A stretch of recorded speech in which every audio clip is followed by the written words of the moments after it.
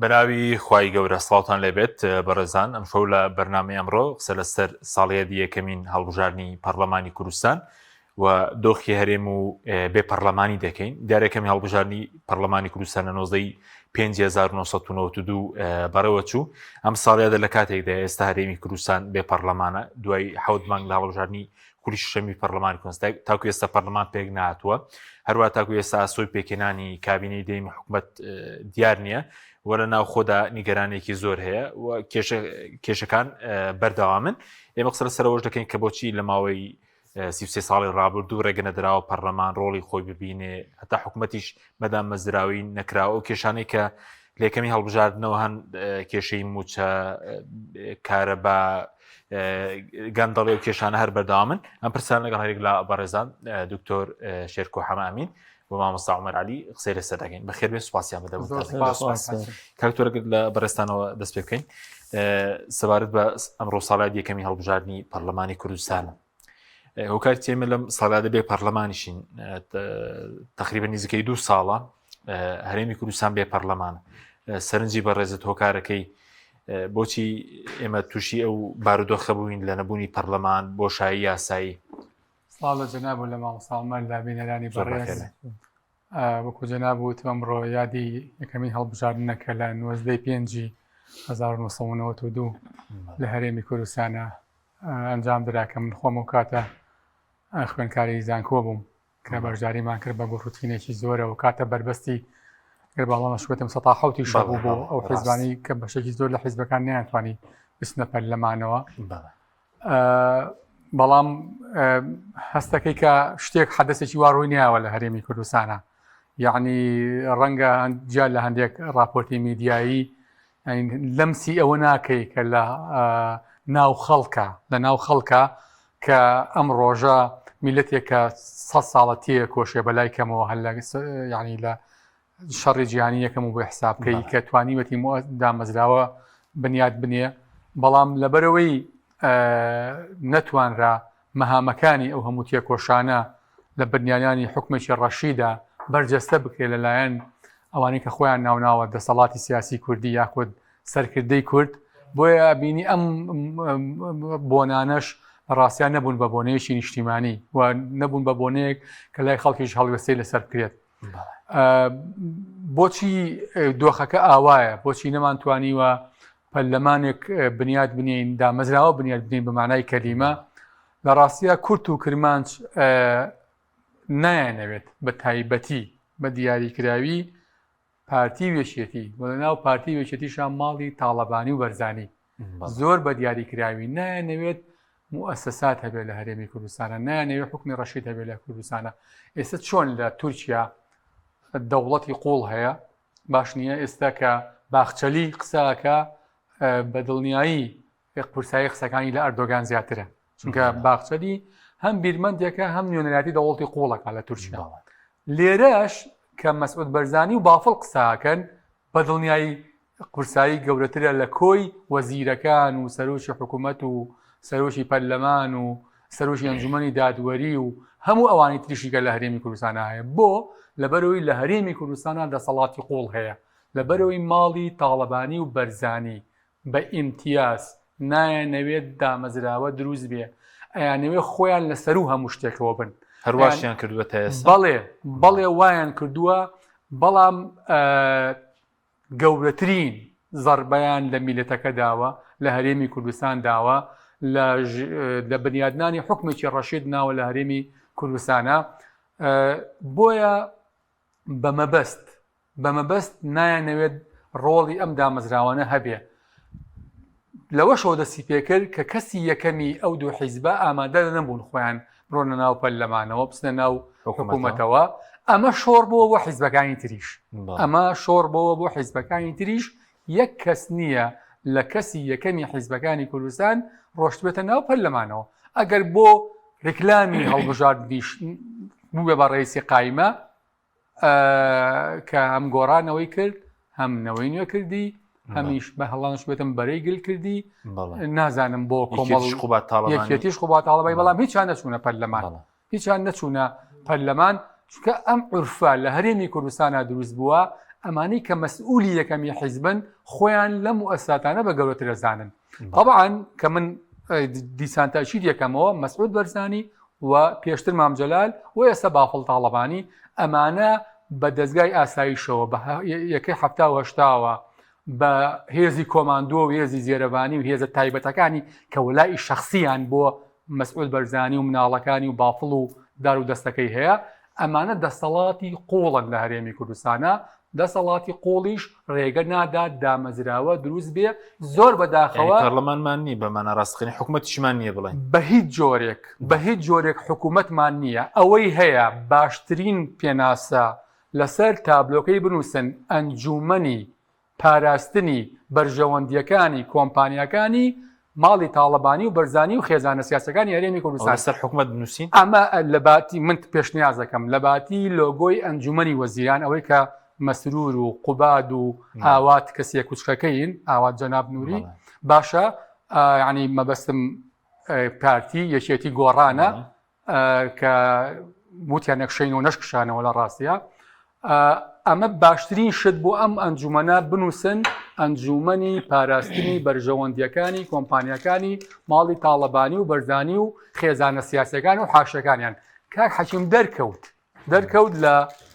ئەم مەسەلەی کارەبا تەنها یەک وەزیر دەنجی نەداوە کەمال موسلیم من دەستخۆشی یەکەم وەزیری بازرگانی تەنها ئەو دەنگی نەداوە هەموو ئەوانی تر دەنگیان داوە تر یەنەوە لە سلێمانی معارەزەی چین ئەو قسانی قوباد ئێستا ئەیکا زۆر خراپتر لەو قسانی کە مەسرور بارزانیەی کرد دەرکەوت پارتی ڕازگۆتین حیزبیانە ینی بۆ ئەم قسەیە بە غەڵەت نەڕوە یعنی پارتی ڕوونە ئەزانین من لەگەڵ هەژماری لەگەڵ هەژماری منام وتوەتی من لەگەڵ حیزبی بنەماڵام و ئەوەتەی هەیە ئەڵێ من لەگەڵ حیزبی بنەماڵام ئەم حیزبەی ماڵی بەرزانیە بەس ئەمانی تر یەکێ بە ناوی ڕۆنزەرانی بیر و بازووە یەکێ بە ناوی بیری نوێەوە یەکێ بە ناوی نازام چیەوە بەڵام هەمووشی حیزبیش تاقە شخصیەکە یعنی لەو ڕۆوەیە بۆیە هەر بۆیش ینی بە خێرایی ئەمەش بڵێم بۆی ئەم حیزبانە هەمویان ڕۆژ بە ڕۆژێنە دواوە ئەوانی دەرەوەی پارتی وێشێتی دەرەوەی پارتی ینی بەیەکێتیشەوە بۆیە ڕۆژ بە ڕۆژێنە دواوە چونکە کێبرچیانە چۆن لە پارتی بچن نەکیە برچیان بێت لەسەرەوەی چۆن تەجاوزی مۆدێلی پارتی بکەن سوپاس دەکەین مامۆستا جەنابی بە خێرەوەی سەرنجی بەڕست لەسەر یەکەمین هەڵبژاردننی پەرلەمان و ئێستا ئێمە لە دوای ئەوەی کە دادگای فیدراڵی لە 2023 پەرلەمانی هەڵوەشاندەوە دواتر هەڵبژاردننی خولی شەشەمیش کرا بەڵام تاکو ئێستا پەرلەمان دەست بەکار نەبووە ئێستا دۆسیەکەی لە دادگای فیدراڵی کۆمەڵی دادگریشت سکاڵای تۆمار کردبوو ئەم دۆخی بێ پەرلەمانی چۆن دەخوێنیەوە بەڵێ سوپاسی دکتۆر شێرکۆکەم بۆ بۆچمەکانی و بەڕێزیشتان ئەگەر سەرنج بدەین پاش تێپەڕبوونی 33 ساڵ باسەر ئەزمموی حکومڕانی هەرێمی کوردستان کە ئەبوایە باش ئەم مێژوە زۆرە ئێستا نمونەیەکی زۆر جوانتر لە دامەزراوەی سیاسی لە بواری حکومڕانی و لە بواری پەرلەمانە ئێستا ئەمە ئەزمموونێک بواە بمانتوانایە قسەی لەسەر بکەین مێژوویەکی هەبواە بەڵام ئەوەی ئێمە ئەیبینین داوانەیە بڵین ئەزمموی ڕۆژێکە و 33 ساڵ دووبارە بۆتەوە یعنی لەبەرەوە ئێمە ناتوانین بڵین ئەزمموی حکومڕانیمان هەیە ناتوانین بڵین ئەزمموی دامەزراوی پەرلەمانمان هەیە بۆ چونکە ئەوانی ئەزمموی تاڵانی و گەندڵ بەڵێ یعنی لەوانەیە لە قسەکانمانە بینە سەر ئەوە کە بۆچی ئەمانە ناتوانن ئەزمموی پەرلەمانی بنیاد بنێن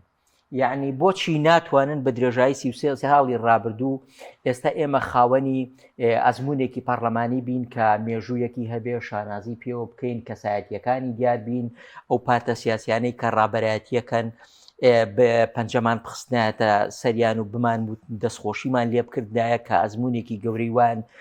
بنیاد ناوە ئێمە ئەو کاتە ئێمە لە هەولێر بووین قوتابی زانکۆ بووین کە بەشداری یەکەم پەرلەمانمان کرد یەکەم دەنگدانی پەرلەمان یەکەن ئەگەر حەماس و جۆش و خۆشی ئەو خەڵکەت ببینە چۆن ئەچوو بەرەو پەرلەمان چۆن بەرەو هەڵبژاردن ئەڕۆ چۆن دڵیان پێ خۆش بوو وایان ئەبینی کە ئەم دەنگدانی ئەمان ئیتر ڕزگار بوونە بێ لە ستەمکاری ڕزگارە بوونە بێ لە چەوسانەوە لە گەندەڵی لە ئەوەی کە بەدەست ڕژێمی بەعسەوە بینی بوویان دڵیان بۆ خۆش بوو کە بەرەی کوردستانی هاتووەتەوە بەشداری هەڵبژاردنەکە پارتی و یەکێتی وەکو دوو حیزبی گەورە جێگەی هیوای زۆر خەڵک بوون بەس منەر کاتە لە هەولێر من وتارێکی هینم بینی دکتۆر جەمال نەبەس. دکتۆر جەمال نەبەس پیاوێکی نەتەوەیی و نیشتیمانی گەورە بوو، یعنی بەڕاستی ئەنجا یەکێتی و پارتی زۆر باشناسی بوون و هەردوو بنەماڵەی باشناسی بوون و لە شاخی شاخۆی لەگەڵیان بوو. ئەی بینی ئامانجی ئەم دوو بنەماڵەیە چۆنە، بەس خەڵکەکە نێزانی خەڵک هەر ڕۆی بە حەماسەوە دەنگێدا و بەداخەوە هەتاکو ئێستاش ئەوە لە ناو هەندێک زۆر لە جەماوەر و هاوڵاتیانی هەرێمی کوردستان ئەو خۆش باوەڕیە تاکو ئێستاش هەیە، یعنی کە تەنها بە بەرزکردنەوەی چەند دروشمێکی نیشتیمانی و کوردستانی وازانن ئیترەمە ڕابەرایەتی خەڵکی کوردستانەکەن و هەرێمی کوردستانەکەن. ئەو کاتێ دکتۆر جەمال نەمەز لە وتارەکە من بە عەرەبی بینیم الوضع الراهن في کوردستان نووسرا بوو.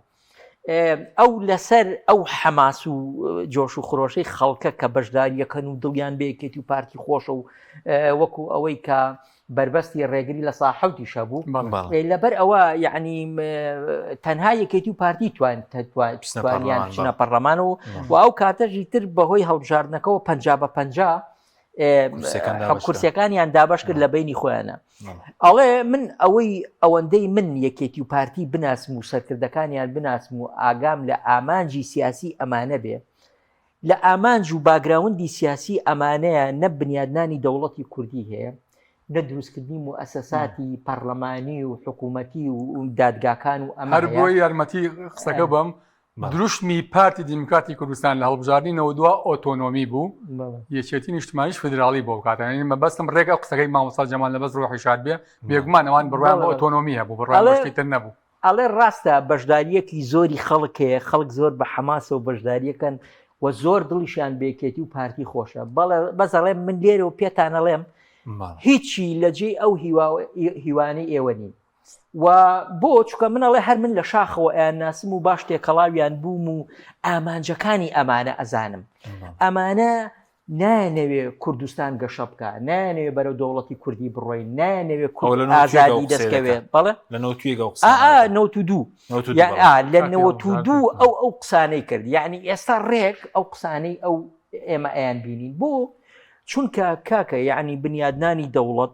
ڕابەرایەتی خەڵک، گەشەپێدانی دیموکراسی، بەهێنانەدی چەسپاندنی مافەکانی هاوڵاتیان، ئەمە ئەزانی چی بە ئینسانی بچووکی سیاسی ناکرێت. ئەمە پیاوی دەوڵەتیەوێ، سەرکردەی نەتەوەی گەورەی ئەوێ، سەرکردەی نیشتیمانی باشی ئەوێ و کە لە خەمی میلەتەکە بێت و گەلەکە بێت و وەکو قازی محەممەد سەرکردەیەکی وەکو قازی محەممەد لە پێناوی گەلەکەیە بمرێت، بڵێ با من بمرم بەڵام خەڵک تووشی معانات و دەردەسەری و کوشتن نەبێت. ئەمە ڕێکێکوانە یعنی ئەمە مەبەستمەوەیە تۆر پێویستت بە شێخ عوبەیدوڵای نەهری هەیە، پێویستت بە قازی محەممەد هەیە، پێویستت بە شێخ سەعیدی پیران هەیە، تێگەی ئەمانە کە بە خوێنی خۆیان و قوربانیدانی جانی خۆیان بیسەلمێنن کە ڕابەری گەورەی نیشتیمانی، ڕابەری گەورەی نەتەوەین، ڕابەری گەورەی سیاسی باشە. و لە بواری دەوڵەتداریشە تۆ ئەبێ پیاوی دەوڵەتت هەبێت باشە. هەستکردن بە لێپرسراوێتی ژیان لە ناو معاناتی میلەتەکەت و گەلەکەی خۆتە و ئامادەبوون قوربانیدان بە پۆست و بە ماڵ و بە سیاست بۆی ئەم گەلە خۆش بژی، بۆی ئەم دامەزراوانە بنیاد بنەیەکی لە پێناوی خۆشیانی خەڵکە. بەڵام بەداخەوە یعنی پاش 33 ساڵ ئێستا تۆ سەیری جەنگی جیهانی دووهەم بکە باشە، سەیری گەلێکی میلەتێکی وەکو یابان بکە،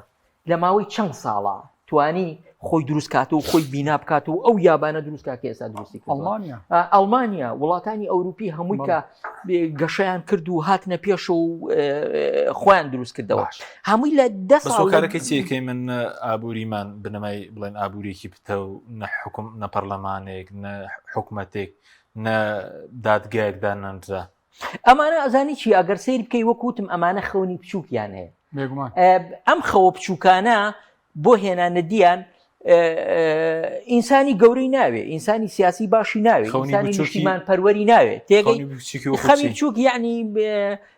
کۆکردنەوەی سەرمایە، دەستگرتن بەسەر سەروەت و سامانی وڵاتە، بەکارهێنانی بەرژەوەندی گشتی بۆ بنەماڵە و بۆ حیزب و بۆ سەرکردە سیاسیەکان، تێگەی لەبەرەوە ئەم خەوە بچووکانە پیاوی گەورەی ناوێ، لەبەرەوە هەموو خەڵکە گەورەکان ئێستا خۆ لە ناوێکەتی و پارتیشە کاکە ئێمە نەڵێن یەکێتی و پارتی هەمووی خەڵکی خراپن و هەمووی هیچ خەڵکی باشیانتیانە نەخێر لەناو ئەوانیشا خەڵکی تەکنۆکراتی باشەیە خەڵکی سیاسی چاکەیە خەڵکی دڵسۆز هەیە و خەڵکی ئەکادیمی باشەیە بەڵام بەداخەوە لە چوارچێوەی ئەم حکومڕانیە لەناو خودی حیزبەکانی خۆشیە ئەوانیژەکەنە دەرەوە ئەوانیژەکەنە دەرەوە یعنی لەبەرەوە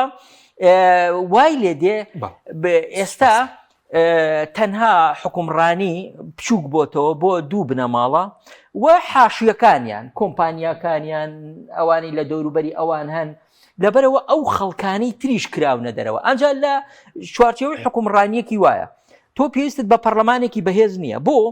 چونکە پەرلەمانێکی بەهێزە دەگەر هەبێ ئەم پەرلەمانە ئەبێ چاودێری بکە باشە کە چاودێری کرد ئەبێ وەزیر بانکە ئەبێ سەرۆکی حکوومەت بانکە ئەبێ بڵێ نەوت چی لێ دێ گاز چی لێ دێ سامانی نیشتیمانی چی لێ دێ داهاتی ناوخۆ چی لێ دێ باشە ئەمان هەتاکو ئێستاشی لەسەر بێ ڕۆژانە 350,000 بەرمیل نەوت ئەفرۆشرێ و هیچی دیار نییە باشە نەئەگەڕێتەوە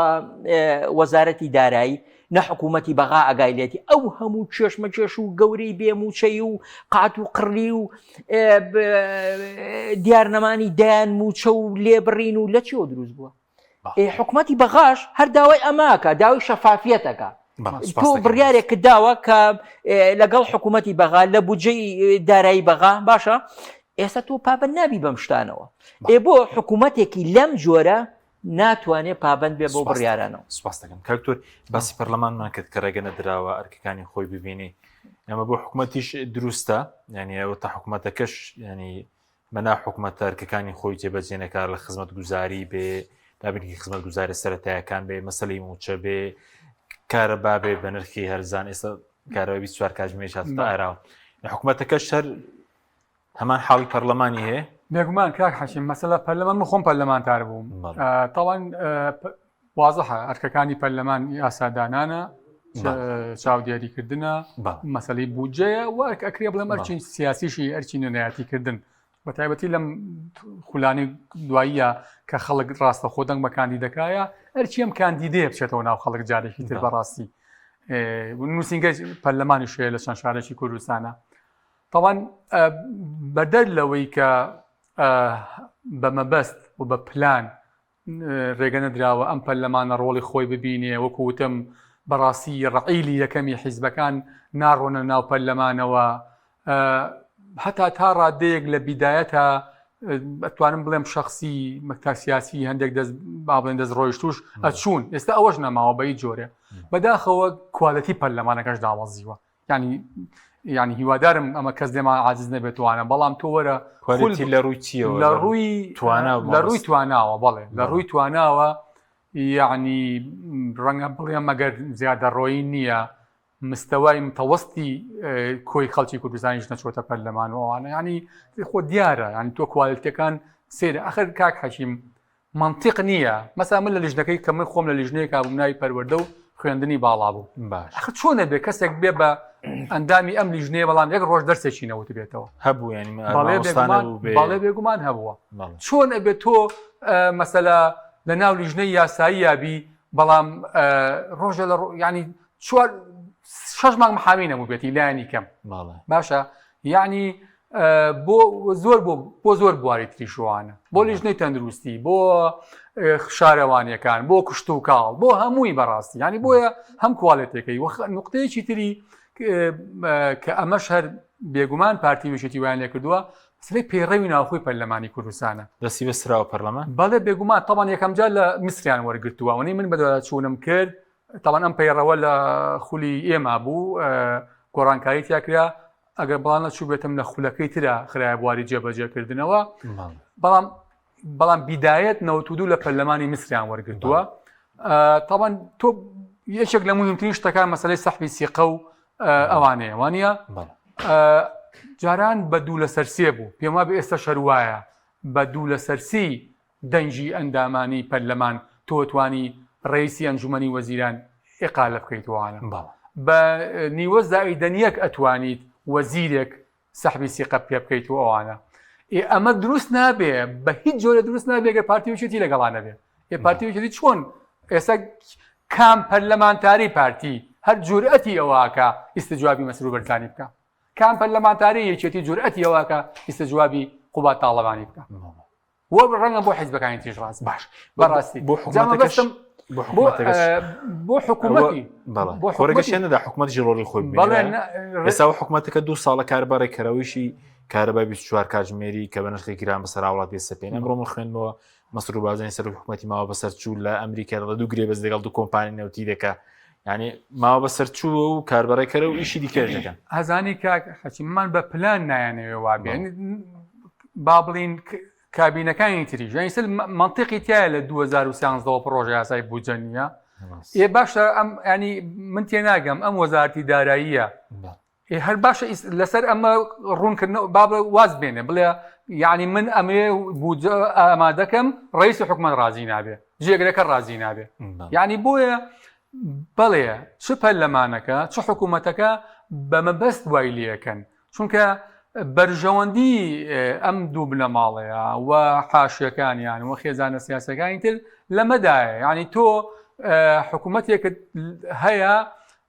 ئێستا مەسەلا ئەوە بەشی زۆری سێکتەرە خزمەت گوزاریەکان درراوە بە کەرتی تایبەت وانە من و ئەم مامۆستا عومەرە 2-3 ساڵ پێش ئێستا کۆرەکمان کرد لەسەر خوێندنی ناحکومی لە کەرتی پەروەردە 2007 لە پارێزگای سلێمانی 66 موسسەی پەروەردەیی ناحکومی هەبووە پێرار بوو 2 ساڵ پێش ئێستا ئێمە کۆڕەکەمان کرد بوو بە 96 دڵنیامیسە زیاد بووە واتە ساڵی بە بەرنامە ئێستا لە نیوە زیاتر لەسەر لە نیوە 5 دامەزراوەی ناحکومی زیاد بووە زانکۆکان ئێستا حدودی 30 زانکۆیە ڕێک نیوەی ئەهلیە و نیوەی حکومیە بۆیە بە پلان هەموو کەرتە خزمەت گوزارەکانیان کردووە بە پارە و موچەش نادەن چاوەڕێی ئەوواکەن بەغدا بۆیان بنێرێ باش نییە پرۆژە یاسای بودجەشیان نییە ئەمنیەتیش بەڕاستی ئەگەر نەژڵێم نییە زۆر لاوازە یعنی هەر لەم ماوەی ڕابردووە چەند خەڵک لەلایەن هێزی کۆماندۆ فڵان و فیسارەوە کوژرا و چەند خەڵک تەقەی لێکرا و ئازیەتی سەرمایەدار درا و کوانەتیجێ ئەم کەیسانە هەربەرپرسی ماڵبەنی سلێمانی کێتی لەو ماوەیە بەڵێ ئەوە مەسئول نوێنەری با بڵێن کەسی یەکەمی حیزبەکە لە سلێمانیە خۆ بە بزین کووە ینی نەتیجەی بۆیە بە هیچ جۆرێ حکوومەتەکە نەیتوانی وەسی ئەرکە سەرچەکە حکوومەت ڕاپەڕێنێ لانی کەمی ژیان لانی کەمی خزمەت گوزاری ئەمنیەت و ئاسایش بۆیە بەڕاستی ئەمە حکوومەت نییە بەڵکۆمە حەسحەسی شەوە چیشەوە دکتۆر حەسحەسی شەو مامۆستا سەبارەت بە پێگنێنانی حکوومەت هەم ئێستا پەرلەمان هەڵبژاردن 7 مانگە کراوە ئاسوۆیەک نییە بۆ پێکەنانی حکوومەتەکە بۆ کۆبوونەوەی پەرلەمانیش لەم خولەدا بەڕێز بۆچی دەگەڕێن تو خۆ چارەسەرێک هەیە بەڵام وەکو دکتۆریش باسی کرد یعنی ئەمە ئامانجیان گەشە پێدانی دیموکراسی و دروستکردنی دامەزراوەی دیموکراسی و پێکەنانی حکوومەتی چاکەوەی پێڵەن گود گەڤەرنانس یعنی لەبەرەوە ئەمە ئامانجەکەیان ئەمە نییە ئەمە ئامانجیان شتی ترە لەبەر ئەوە ئێمە لە دوای 2009 کاتێک کە گۆڕان وازام دکتۆری بەڵێ یعنی تووشی شۆک بوون لە هەڵبژاردننی 2009 چونکە ئەو لە پەرلەمانیە چالاکی کە دروست بوو و ئەو شێوازی کارکردنەی کە بەڵە بەرەو ئەوە ئەچوو کە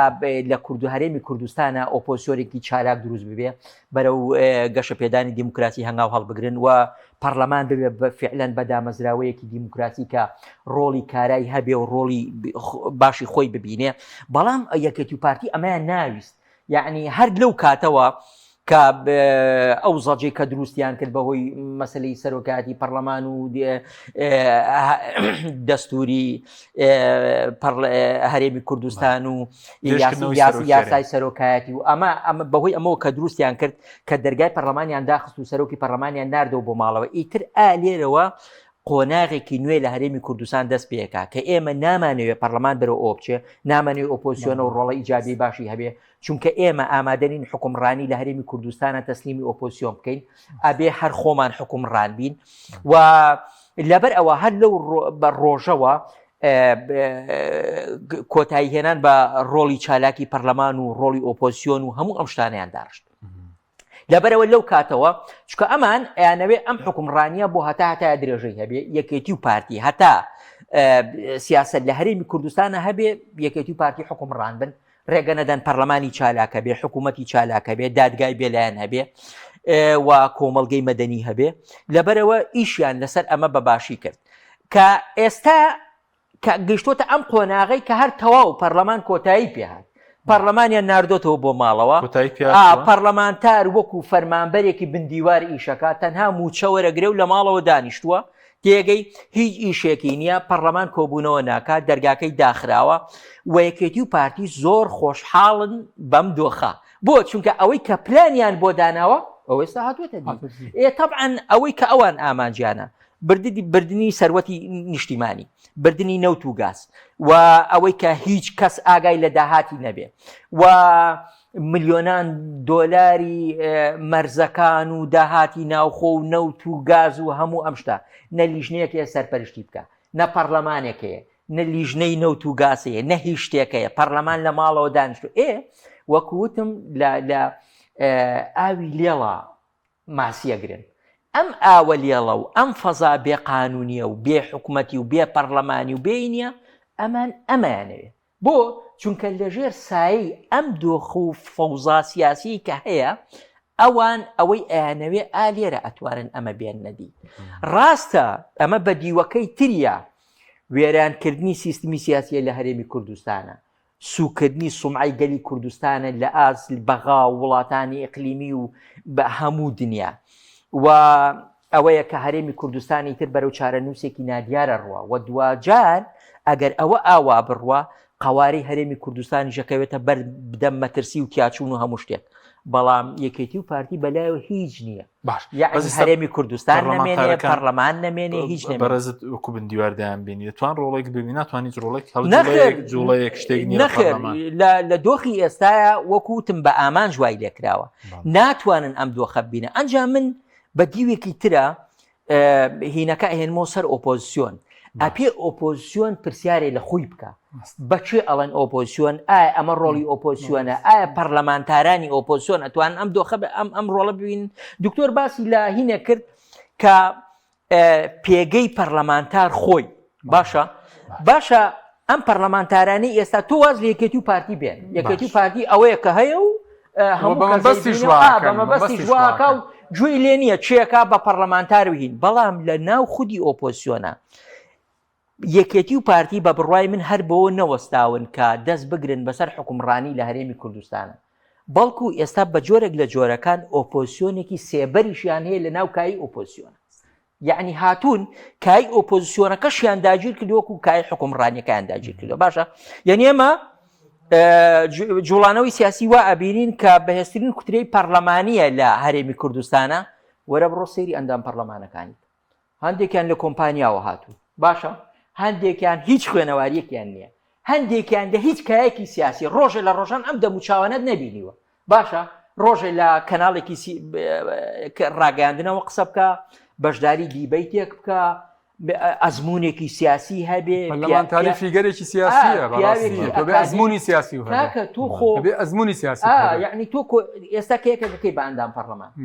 خۆ ئەمە بۆ ئەوە نییە خولی ڕاهێنان نییە بیخەیتە خولی ڕاهێنانەوە تا فێری سیاسەتی بکەی و فێری پرۆژەدانانی بکەی و فێری هەڵوێستی سیاسی بکەی و فێری نوێنەرەخۆی هەیبێ نەخێرە بێ ئەمە کەسێک بوو بێ پێشتر ئەزمموی هەبێ ناسرااو بێ لە حیزبی سیاسی ئیشی کرد بێ لە کۆمەڵگەی مەدەنی ئیشی کرد بێ لە ناو کای ڕاگەاندنا بە فعلی پیاوێکی بە ئەزمون بێ لە ناو کای ئەکادیمی مامۆستای زانکۆ بوو بێ دەرسی وتبێتەوە وانە ئەزمونی ژیان زۆر باشە حیزبێکی ئۆپۆزیسیۆن دێ لە ئەندام پەرلەمانەکانیا هیچ ئەم سیفەت و ئەخلاقیاتە سیاسی و ئەکادیمیانە نییە باشە تەنها کورسیەکی پەرلەمانت بۆ داگیرەکە و غێری ئەوە ئەجا ئەمە نەک لە کوردستانە لە بەغاش یعنی خەڵکی ناردۆتە بەغا خەڵگە نێرێتە بەغا لە بەغا نە بە کەڵکی هیچ ئەندام لیژنەیەک دێ نە ڕۆژە لە ڕۆژان ئەتوانێت دوو قسە بکە لە ناو پەرلەمانە نە پرۆژەیەکی سیاسی پێشکەشکە باشە نە لە لیژنە پەرلەمانیەکانە بە کەڵکی هیچ دێ باشە ئەمە گەورەترین خیانەت نیە لە میلەت و لە خەڵکو و لە گەلیەکەی ئەمە بە من نوێنەراتی ئۆپۆزیسیۆنم بۆکەی لە کاتێکە لە ناو ئۆپۆزیسیۆنە ئەبێ گەورەترین شەڕ بکەی، گەورەترین ڕوبە ڕووبوونەوە هەبێ، گەورەترین بەشداری خۆپیشاندان بکەی، پرۆژە یاسات هەبێ، نووسینت هەبێ، قسەت هەبێ. باشە لە بەغاو لە کوردستان تۆ ئەندام پەرلەمانێکت کە نەتوانێت ئەم ڕۆڵانە ببینێ، باشە چی وەڵامی خەڵک دەدەیت و تۆ چۆن خۆت بە پارتێکی ئۆپۆزیسیۆن نەزانی کە نوێنەرایەتی خەڵکەکەی کە ئەبێ گەورەترین شەڕ بکەی لەم بوارانە. سوپاس دەکەم کاک تۆ لەسەر پێگنێنانی حکوومەتیش ئێستا کە ڕێک ناکەون پارتی وێکێتی بۆ پەرلەمان پەکی خراوە هۆکارەکاری بەرژەوەندی حیزبیە لەناوتە لە سەرژماری من دوێنێ خوبات تاڵەبانی باسی کرد کە ڕێکەوتن و تێبینەکانی ئەوان نازانم تێبینەکانی چی دەڵێت تێبینەکانمان ڕەچاو کراوە باسی کارەبای 24 کاتژمێری دەکات دەڵێت لە بەرژەوەندی خەڵکە یان لە هەندێکشی ڕێکەوتن کراوە بەس هۆکارەکەی چێک کە دواکەوتەوە. کاک حەشی من جارە من سەیرم لێ خەڵکێک هەبێ لە کوردستانە پێی وابێت پارتی وێشێتی جیاوازی لە نێوانیانە هەیە لەوەی کە ئێستا حکوومەت دروست ناکەن. بەڵام لای من تا 2005 یەکێتی ئاهێکی تیا بوو و ئەکراوەکو حیزب سیر بکرێ، بەڵام لە دوای 2005ەوە لە ڕاستیە کۆمپانیایە و پارتیش بە هەمان شێوە کۆمپانیایە و دیارەی ماڵی تاڵەبانی و بەرزانیە ئەم دوو کۆمپانیا. باش یعنی لە بۆیە سەیرم لێ هەتا لە بانگەشەی هەڵبژاردنە کە بافڵ مای شێشکان و ئەو قسانەیە کرد ئێمە بە خەڵکمانەوت با بە وەڵڵا ئەمە بۆ چاواشەکاریە، ئەمە بۆ کۆکردنەوەی دەنگە، ئەمە بۆ ئەوەیە دەنگیان پێبەنەوە و خۆشی لە وازم لە دیداری ئەمەی زانکۆی ئەمەریشیا بوو زۆر بەڕوونی وتیکە و شەرەفمەندە لەگەڵ مەسرور بەرزانی کۆوە بێتەوە. بڵێ ئەگەر شتێکی وای لە قۆناغی سوعبەتکردن هەڵەیەکی باشە هەموو وەرەقەکانیان سووتان لەو جا بۆیە مەبەستمەوەیە ئەمانە کە با بڵین وەکو چۆن حکامە عارەبەکان بەدڵ با بڵین لەگەڵ ئیسرائیلن بەڵام بەدەم لەگەڵ فەڵەستین و خەڵکە زوڵم لێکراوەکەنەوەوانە ئەمان پارتیەکێتی ژوایە جیرفانیان یەکە هەر ئیتفاقی استراتیژی کاتی خۆی کاک حەکیم کە 2005 لەبینی مەرحوم تاڵەبانی و بارزانیا کراوە ئیتفاقی دابەشتنی پۆست و پارێ لەمە زیاتر نییە. بۆیە ئەمان بەڵێ بە پلان نایانەوێت ئەم کابینەیە دروستکەن و پێشم وایە دەچێتە دوای هەڵبژاردنی پەرلەمانیارە بە وادیرەکانی وا دەرەکەوێت ئەم شەڕەیان درێژە شەڕعی ئەعلامیە ساختەیە فریودانی خەڵکە تا دوای هەڵبژاردنی پەرلەمانی عێراق درێژە پێشێ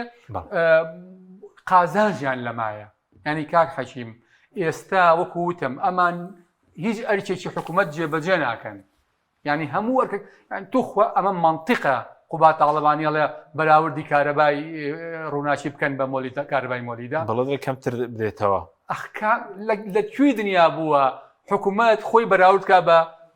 بە کەرتی تایبەت کە من ناوێنم کەرتی حیزبیش لە هەرێمی کوردستان شوێ کەرتی تایبەت بە مەعنا زانستیەکەی لە هەرێمی کوردستانان نییە. برادەرێک ڕئیسی دایرەی و بەرهێنان بوو لە سلێمانی لە سەردەمی دوو ئیدارەیە ئەمە قسەی ئەوە نقلی ئەەکەم ئەی وەراء كل المشروع مسؤول. باشە یعنی کەرتی تایبەت لەگەڵ ڕێزێکی زۆر مۆ بەشێک لە خەڵکی نیش بازرگای نیشتیمانی بەڵام بە مەعنا زانستیەکەی نییە. بۆیە ئەمان قازانجیان لەمایە و هەموو شتێکیان لە کۆڵ بۆتەوە هەموو بارگرانیشیان ستا گوتاریشان بەرامبەر بەغدا تا ڕادەی گوتاری پارتی لە ڕۆژان سەرۆکی پارتی قسەی کرد بەرامبەر بەغدا وتیرێتان قبول ناکەین و باسی کەرامەتی کرد و ئەوانە شتێکی تازە هەیە چکەوان چاوەڕێنەوەی کە بەغداد پارە بنێن لێرەش نەوتەکە هەروە بڕوە داهاتی ناوخۆ تەسلیم نەکرێت. لە ڕاستیە سەیرە نازانم ئەوان بەو زمانە قساکن ئایا هەر پەیوەنددارە بە مەسەلەی حەملەی هەڵبژاردنەوە چکە ئەوەی کە خەڵکی وا لێ کرد لە بەرامبەر بەغا کە مەتالیبی خەڵک ئێستا کورتکراوەتەوە لە موچە ئەوە خەڵک نییە، خەڵک سەربەرزە، خەڵک با بڵین زۆر زۆر بە کەرامەتە زۆر زۆر بە شکۆیە. بەڕاستی ئەوانەی کە خەڵکیان وا لێکراوانە بێشکۆنەوەوانە بێ کەرامەت چکە کەرامەت چییە؟ کەرامەت ئەوەیە کە تۆ میلەتەکەت بە سەربەرزی بژێنی محتاجی نەکەی ستەمی لێ نەکەی با بڵین سەرخانی ژێرخان و سەرخان بەس کەرامەتی تاکی کوردیان نەشکاندووە لە بێکاری لە هەژاری حەشیمجان ئەمان بێگومان یعنی من جارێک گوتم لە هەڵەبجەش ئەم قسەیەم کرد ئەمان ئەنفالی ڕۆحی ئینسانی کوردیان کرد ئەنفالی ئینتیمای ئینسانی کوردیان کرد. یعنی میلەتێک لە ماوەی 100 ساڵی ڕابردووە بۆ ئەوە خەباتی نەکرد کە تەنها هەموو مەتالیبەکە لە موچا کورت کرێتەوە. طبعاً ئەمە چێ وای لێکرد؟ ئەمە پارتی وای لێکرد، یەکێتی وای لێکرد، هەموو ئەوانەی کە نوێنەتی کوردیان کردووە لە بەغا ئەوانە وای لێکرد، بەڵام بە دەرەجە یەکەم پارتی و یەکێتی و بە جۆرێک ئەم میلەتیان وا لێ کردووە کە وەکوی تۆ هیچ کێشەیەک نەبووە لە سەساڵی ڕابردووە ئەم کێشەیە نەبێ. بۆیە بێگومان ئەمانە خۆیان چەماونەتەوە و ئەتوانم بڵێم خۆیان بێمۆڕاڵترین دەسەڵاتن لە سەرعەرزی خوا و بە ئەزمونیش دەرکەوت کە لە ڕابردووە ئەم جۆرە هەڕەشانەیان کردووە و دوایش بە دڵنیایی 360 لە بایان داوەتەوە. من تەمەن ناکەم ئەمە هەربان مەشەی هەڵبژاردن نەبێ، تەمەن ناکەم ئەمانە ئەمەندە پێگەی هەرێمی کوردستان بەهێزکەن کە بتوانن نەک هەر لەگەڵ بەغا ململانە بکە لەگەڵ ئێران و تورکیاش بلملانە بکە. ماوەستە کاتمەکەمەوە بە سوار بچارە سەر بە دۆخە بێ پەرلەمانە بێ حکوومەت ئۆپۆزیسیۆن پەرتە لاوازە، یعنی چی چارە سەر ئێستا لە بۆ بارودۆخی کوردستان خەڵکی کوردستان لە قەیرانی بێ متمانەی بێ ئومێدی ئاسۆیەکەیە چارەسەرێکەیە؟ وەڵازان چی لە پێشنیار و پرۆژە و قسەکردنە من پێم وایە هیچ پێویست ناکات تۆ قسە بۆ یەکێتی پارتی بکەی و پرۆژیان بخەیتە بەردەم و پیان بڵێ وا بکەن و وامەکەن. یعنی پارتی و یەکێتی ئەوەن کە هەن و نەگوێ بۆ ئۆپۆزیسیۆن ئەگرێن، نەگوێ بۆ پرۆژە ئەگرێن، نەگوێ بۆ هیچ شتێکەگرێ و ملی ناوە بە ئاراستەیەکی سیاسی و هەنگاوێکەوە کە خۆی بڕای پێێتی ئەوواکە کە هەیە. بەڵام پرسیارەکە لێرە لەسەر ئۆپۆزیسیۆن و خەڵک خۆیەتی. یعنی یەک ئەبێ ئەم ئۆپۆزیسیۆنە سیاسی هەرێمی کوردستان پێویستی بە مراجعات هەیە، پێویستی بە خۆداچوونەوە هەیە، پێویستی بەوە هەیە پرۆژەی سیاسی لەسەر ئەم بواری ئۆپۆزیسیۆنە بنووسرێ، ئەکادیمیەکان و سیاسیەکان و ئۆپۆزیسیۆکان خۆیان دانیشن توێژینەوەی سیاسی بکەن کە ئایا چی بکەن بەرەو کوێ بڕۆن. چونکە لێرە هەستەکرێت دیزاینێکی سیاسی هەیە لە هەرێمی کوردستانە، ئەم دیزاینە سیاسیە یەکێتی و پارتی خۆیان دایان ڕشتووە لەبەرەوە نە هەڵبژاردن باشە، نە ئەو دۆخە سیاسی کە ئێستا هەیە و نا ئەم خۆپیشاندانە بچووک و هەڵوێستە بچووکانە ئەم بەچی تێک دەشتێ و دیزاینی سیاسی لەبەرەوە ئەم دیزاینە سیاسی تۆ ئەبێت تێکی بیت بەچی و ئەم شکاندنە وەکوتم هەندێکی پەیوەندی بە ئۆپۆزیسیۆنەوە هەیە، هەندێکی پەیوەندی بە کۆمەڵگەی مەدەنیەوە هەیە، ڕێکخراوەکانی کۆمەڵگەی مەدەنی لە هەرێمی کوردستانە، هەندێک پەیوەندی بە هاوڵاتیان و خودی هەڵوێستی هاوڵاتیان خۆیانەوە هەیە. لەبەرەوە ئەبێ تۆ فەزایەکی سیاسی وا دروست بکەی کە پێداچوونەوە بکەی و بە خۆداچوونەوە بکەی و بۆ داهاتوو پرۆژەیەکی سیاسی تازە بنیاد بنی. لەبەرەوە ئەگەر ئەمانەت نەبێ و هەر بەم بەشداریە سیاسیە پچووکانی ئۆپۆزیسیۆن و بەم هەڵوێستە پچووکانی خۆی و کۆمەڵگەی مەدەنی بەم وێرانی خۆی و میدیای ئازاد بەم پچووکەی خۆی بەشداری ئەم فەزا سیاسی و ئەم دۆخە نوێ بکە ناتوانێت گۆڕانکاری دروستکە. ئەگەر توانای بە خۆداچوونەوەی هەیە، توانای تێکدانی ئەم دیزاینە سیاسی هەیە ئۆپۆزیسیۆن و هەنگاوی نوێی پێ ئەکرێ گۆڕانکاری ئەتوانێت دروستکە، ئەتوانێت بچێتە کایەکی سیاسی تازەوە و ئەتوانێت لە هەڵبژاردنە هەنگاوی نوێ بنێ. سوپاس دەکەم. بەڵام ئەگەر هەر بەم شێوەیە بێ پێم وانێ بتوانێت گۆڕانکاری. کۆمنتێک تەنها ئەوەی کە وەکو تەویدێک بۆ قسەکەی مامۆستا عومەر و کۆتایی بەرنامەکەش پێویستمان بە سەرپێخستنی مۆدێلێکی سیاسی نوێ هەیە لە هەرێمی کوردستانە کە بەڕاستی ئێستا خەڵک تەواو توانم بڵێم بێخاوەنە ئەم ئۆپۆزیسیۆنانەی کە لە هەرێمی کوردستانە هەن نەیانتوانی وە خاوەندایەتی لە خەڵکەن قۆناغی گوتاریان تێنەپەڕانوە. ینی ئەبێت جورئەتی ئەوەیان هەبێ ئەمان بڵێن ئێمە ئەگەر هەتا وشەی ڕوخانیش بەکاربێنن، ڕوخان بۆ معنایی کە تۆ ئەمە کۆتایی پێ هاتووە من ئێمە شوێنت. بۆیە پێویستمان بە بنیاتنانی مۆدێلێکی نوێ هەیە لە هەرێمی کوردستانە کە هەموو هەڵە و کەم و کورتەکانی بەوە بنیاد ئەنرێت کە تۆ بەڕاستی نەچیتەوە سەر مۆدێلەکەی پارتی وێچەتی لە ڕووی تەوریسی سیاسیەوە، لە ڕووی حیزبێکەوە کە مناڵی مەسئول بی بابڕێەوە، لە ڕووی حیزبێکەوە کە ڕوئیایتیان نەبێ، لە ڕووی حیزبێکەوە کە پشت بە خەڵک نەبەستێت. ئەزموونی سیاسی نوێ ئەمە زۆر کەسێتی نوێ، بنیادنانی ئەزموونی سیاسی نوێ، با بڵین دیدگایەکی نوێ لە هەموو ڕوویەکەوە ئەمە ئەتوانێت کوردستان لەم قەیرانە دەرباس. سوپاسان دەکەم دکتۆر شێرکۆ حەمامی بە مامۆستا عومەر مادوومان کرد سوپاسیان دەشتان ساغ سوپاس بە ببینی ڕایم بڕە سوپاس باوکاران خواتان لەگەڵ.